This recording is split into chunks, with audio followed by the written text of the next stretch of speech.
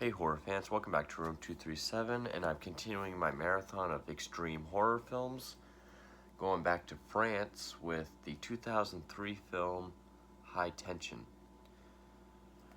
or in French, Haute Tension. Haute, Haute, whatever. Directed by Alexander Aja, who would go on to do Hills Have Eyes remake. He did Mirrors, which I saw when it first came out. I don't remember it. I think he did the sequel, Piranha 3D. I think it. He's had some hits and misses, but Hills Have Eyes remake definitely being awesome. This I have mixed feelings on. I'm half and half with this, and resituate that. It is part of the new wave of French horror, or the new French extremity movement, along with Inside and Martyrs. I want to agree that it's up there with those. I would say Inside is my favorite French horror film. I do like Inside more than Martyrs. This one, it looks great. It's got good effects. It is bloody as hell, even when it's over the top, because I mean, it's not going for realism. It's pretty self-aware that it's extreme.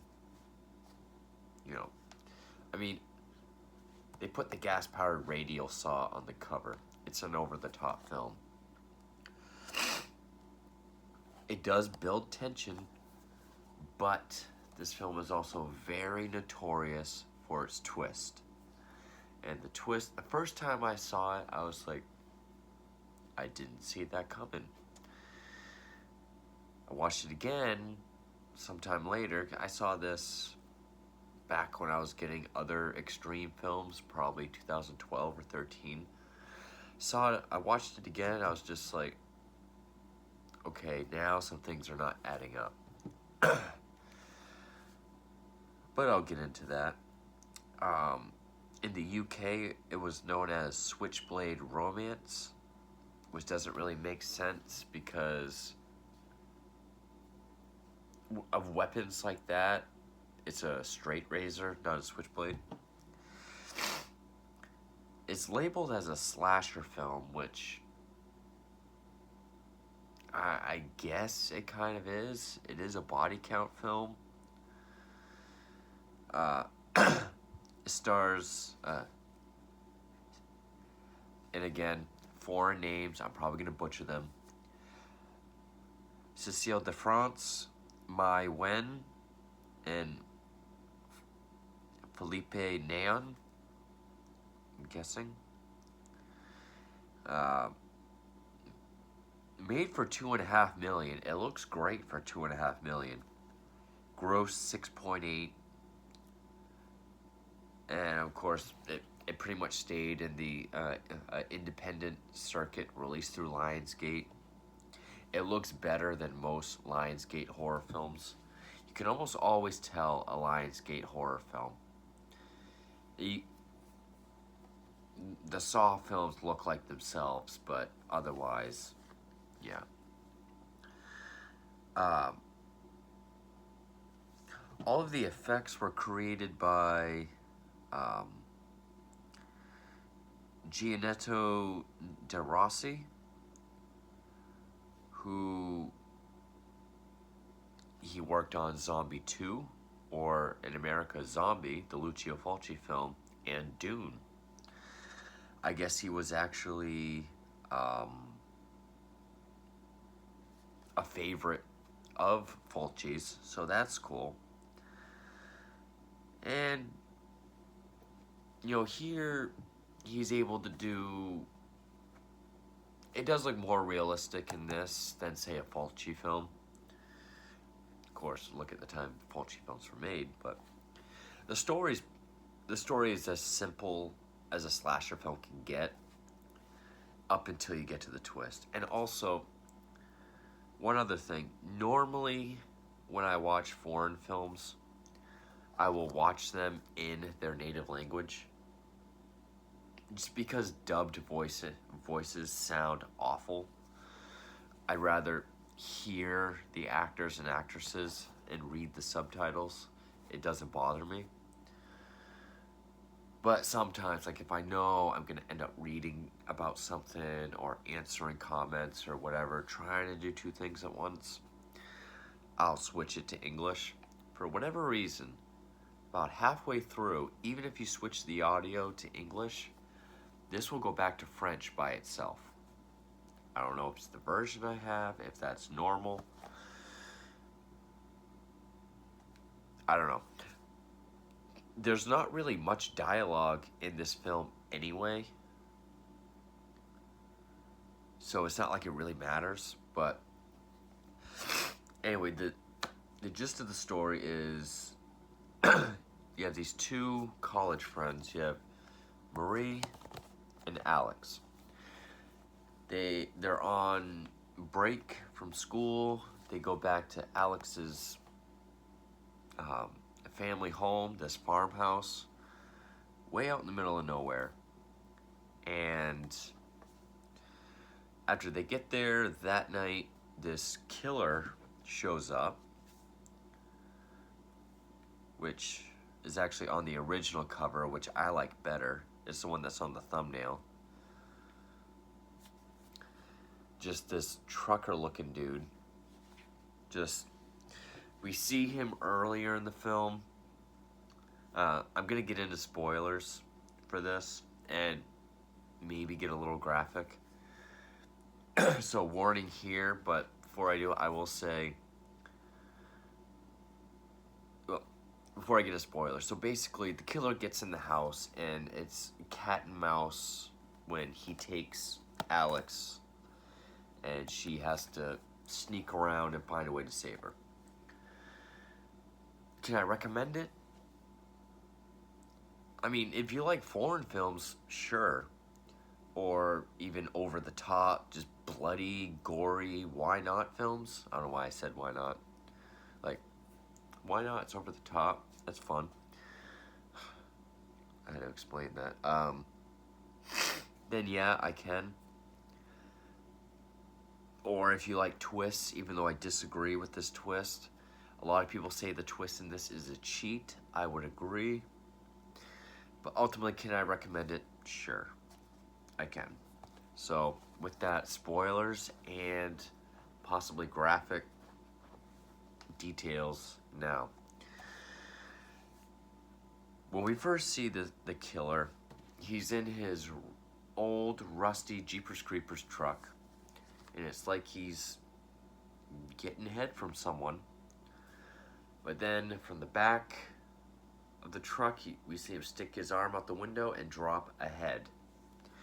And he drives off, the camera pans down, severed head. Which the first time I saw this, I was just like, wow, now we got ourselves a movie. Nice. Because I wanted to see the most fucked up shit possible. And if you really think about it, you can probably tell what the twist is, because she goes out for a cigarette. She looks up at the window. She can see Alex, perfect view. She can see her naked in the shower. She goes inside, puts in headphones, starts masturbating. That is when the killer approaches the door. And from there, it's, he just kills his way through the house.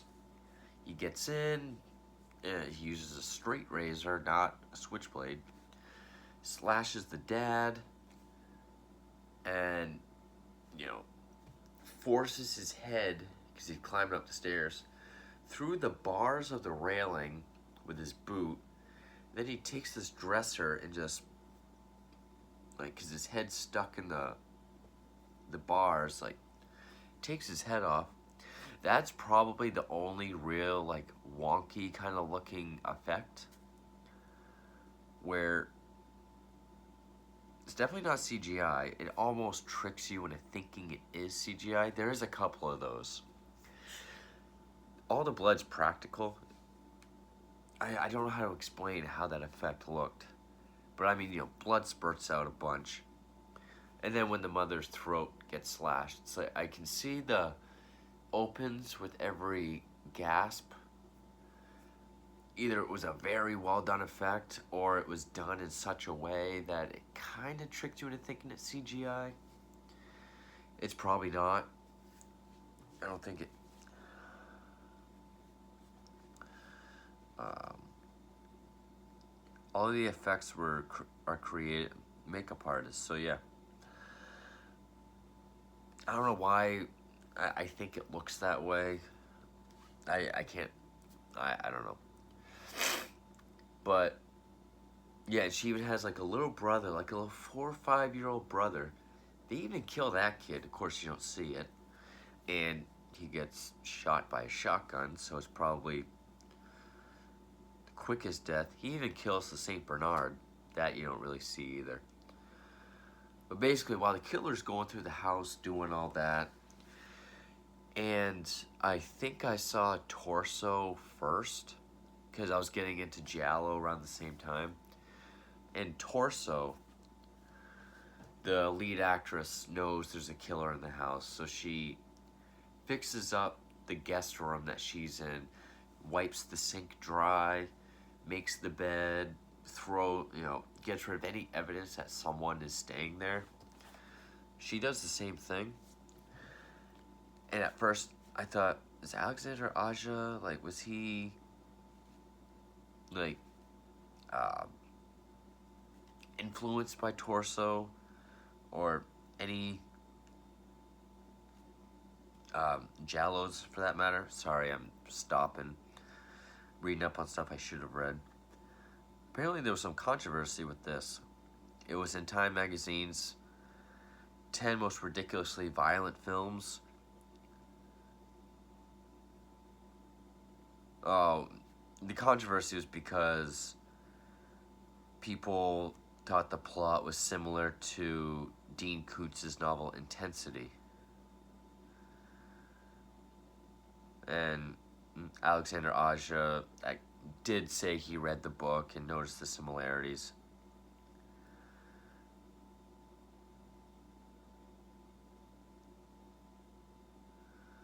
Huh.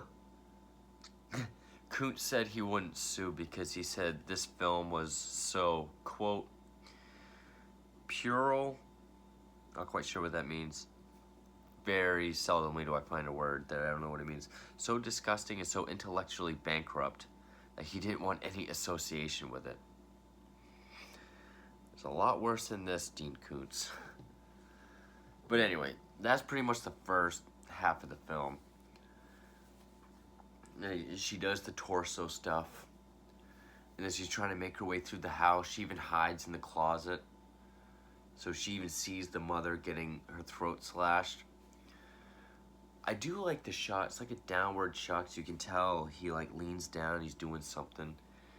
And it's like a white closet. You just kind of see the spurts of blood all over it. He cuts her hand off. And yeah, the boy we see through the window runs into the cornfield and he goes after him with a shotgun. And Alex has like this thick rubber gag and she's chained up. So you're wondering why he must want to bring her back to the truck. She manages to sneak in the back of the truck. And that's pretty much the first half of the film. It's kind of a slow build up. Then you have the murders and the cat and mouse. I will say the effects are well done. The decapitation and the throat slitting, I don't know what it is about those effects that just kind of the gore and the blood looks great.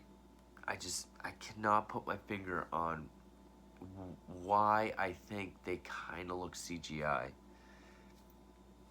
I don't know. They stop at a gas station. The guy goes in, kills the gas station attendant. She gets out to call the cops, but the truck's already left. And of course, she's not from there, doesn't know the name of the station. She takes the car that's there. And then you pretty much have the third act, which is when they reveal the twist, because driving way out in the woods, she flips off off the road. She gets all banged up. There's some plastic greenhouse way out in the woods that her and the killer, like, she takes like this fence post with like barbed wire, coils it all up, cool looking weapon, beats him a bunch of times in the face, then takes plastic and like asphyxiates him. And you're thinking that was very easy.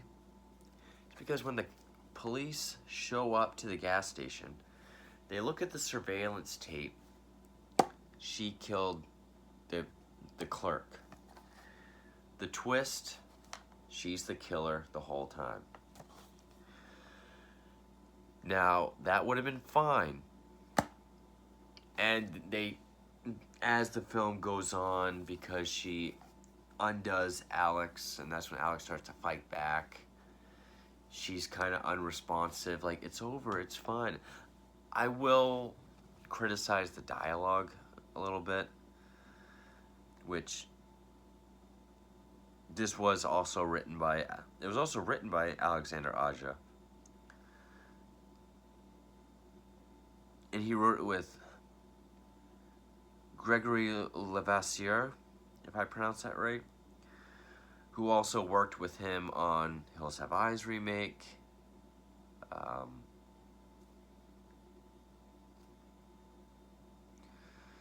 worked with him on Maniac, even though Maniac was directed by Frank Calhoun. I really wish Aja had directed that. Actually, supposedly, and I remember this back then, like 2009 or 10, Alexander Aja the director of the Hills Have Eyes remake, was supposed to do the Silent Night, Deadly Night remake. That would have been outstanding. If he had done to Silent Night, Deadly Night what he did with Hills Have Eyes, that would have been amazing. I would have loved that. It's one of my favorite slasher films. Probably my favorite, like, top 3 slasher films that's not like a franchise. It is a franchise, but I treat it like it's its own. Anyway, we got that piece of shit one with Stephen C. Miller. But anyway. Yeah, the dialogue is really hokey. Like, when she's on the phone with the cops, it's like, hurry, he's in a truck. You know, if you don't hurry, Alex doesn't stand a chance. And just like when they're talking, like when Alex, somehow she has a knife. I think she might have brought it in the truck, actually. And she's like, it's okay, Alex, it's okay. I stopped him. It's over. It's fine. It seems, I don't really want to say elementary, but it's not very good. It's hokey dialogue, I thought. And so Alex, I think, stabs her, and then we kind of go back and forth between seeing her and seeing the killer, like the guy. I guess it's to show that it's like when Alex is also in frame, we see her. When it's just her that's on camera, like just the killer, it's the guy. I guess to show that that's the mindset she's in. And it's because she is so in love with Alex that she's been driven crazy. And that her family had come between them. Because the actual opening of the film is we see her sitting in what looks like a hospital. She's like whispering to herself, like, nothing will come between us ever again. Nothing will come between us ever again. And then it did the typical horror movie thing where we see a guy in a car, someone runs up to the window all bloody, then we jump back in time, work our way forward. Because after she stabs her and runs off, that's when she grabs the gas-powered radial saw. And this has become pretty iconic. I think it's, could be wrong, one of the Saw games?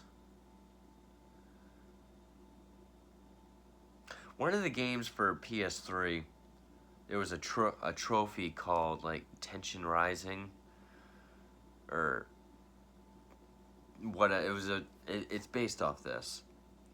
And it is pretty cool looking. And, of course, it's actually her that gets to the guy in the car. And we don't see her doing it. We see the guy doing it. Which is fine, I guess. But, like, when that radial saw goes through the windshield into the guy's chest, it is like an Evil Dead 2 amount of blood. All over Alex. I mean, looks great. Think about, this movie's not going for realism. It knows that this is an over-the-top extreme film. That's why you're gonna have the fire hose, geyser of blood. It's not trying to be like an ultra-realistic, like, Saw film. I give it credit for that. Even though it's pretty serious throughout the whole film, it's having fun with the, sort of like a Tarantino film. Like, yeah, it's kind of serious, but the blood is fun. The violence is outrageous and fun. And then a good effect where she gets out of the car, but she's all bloody, big shard of glass in her Achilles tendon. And that's when she's, like, mocking her, like, calling her a little bitch, a little slut, you don't love me, all this shit. She starts kissing her, she relents, kisses back, and this I call bullshit on, because she has the crowbar, she stabs it through her, comes out her back, a crowbar. I don't care how strong you are, a crowbar, when you're literally, like, this close to someone. And then we see that it's not a hospital, it's like an insane asylum, because she did live. She's got cuts from all this. She's standing outside like a two-way mirror. So she can't see me, right? But as she looks over, it's a creepy shot. And of course she's chained up, and she knows she's on the other side. She kind of smiles and reaches with the chains. The twist that she's the killer out of love, driven crazy by love, would have been okay, but there are literally, I don't remember which critic it was. I should probably find that out before I say it.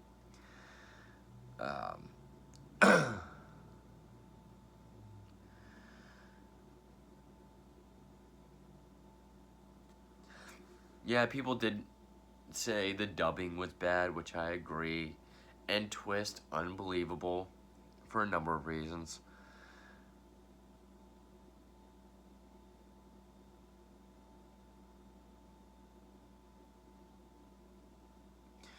Oh, it was, Ebert. Roger Ebert said this. Pretty much to the effect of, it has plot holes big enough to drive a truck through. And the truck is the plot hole. Where did the truck come from? If she's the killer, where did this truck come from? Sure, you can argue it was already at the farmhouse. Fine. It just, like, okay, so you can say that the severed head blowjob while he's sitting up in the distance in the truck didn't really happen. It was just there just because. And I guess they couldn't have shown the truck beforehand because that would have given it away. Again, I don't have a problem with her being the killer and her being crazy in love. It's just things. It's sort of like that. What do they call it? Like a sweater theory. You pull one thread, it all falls apart, and it really is the truck. But it's all. It just feels like a cheat.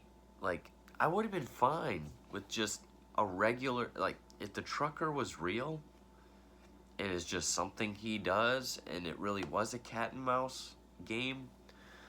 I think that would have been a lot better. You could have still had all the gore, all the kills.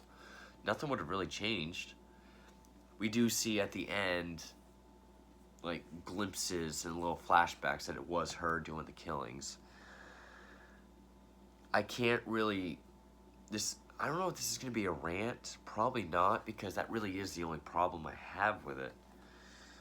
I mean, for $2.5 million, the film does look great. It does have great direction by Alexander Aja. He's a great director. He's done some bad films, but they all look good. I love, especially the shots of like the farmhouse at night, or just the way the forest looks, like with that bluish, like, early morning bluish look. Even the look of the trucker after he's got like the barbed wire beaten face when he's chasing her with the saw. The only real problem, and I don't really dock a film for dubbing because that's an optional thing that you can take out. So I don't really fault foreign films for dubbing, even if it's bad. It's at least watchable. I mean, the only dubbed film that I could say is actually good and probably better, or actually beneficial to watch it that way, would be Inside. I thought that actually had decent dubbing. This one is not bad, but that twist though, it almost feels like a cheat. It really does. It's like you have that huge plot hole that is almost just like, no one will notice. Sort of like Friday the 13th 8, Jason Takes Manhattan. It's just like, how do you get from a lake to the ocean? It's like, no one will notice, but everyone does. So yeah, that's like, I'm sure people will say the truck was already there. Sure. They couldn't show it because it would have given it away, but I don't know. That's the only part that really bothers me. Other than that, if you want the twist to be her as the crazy killer, I can buy that. Would have rather just been the guy anyway. The kills, the blood is over the top, fun. It's supposed to be extreme. It's supposed to be wild. It's not supposed to be this deadly serious, like, slasher. But again, the cinematography is great. The Evil Dead geysers of blood. The kills, like the dresser against the head.